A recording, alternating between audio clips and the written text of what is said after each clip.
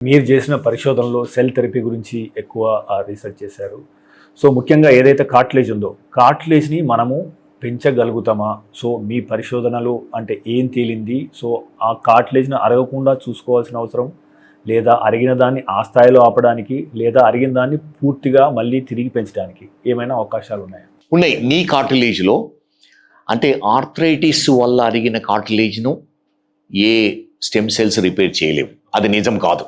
ఇంతవరకు scientifically arthritis వల్ల damage వచ్చిన నీ జాయింట్ను ఏ స్టెమ్ సెల్ కూడా క్యూర్ చేయలేదు.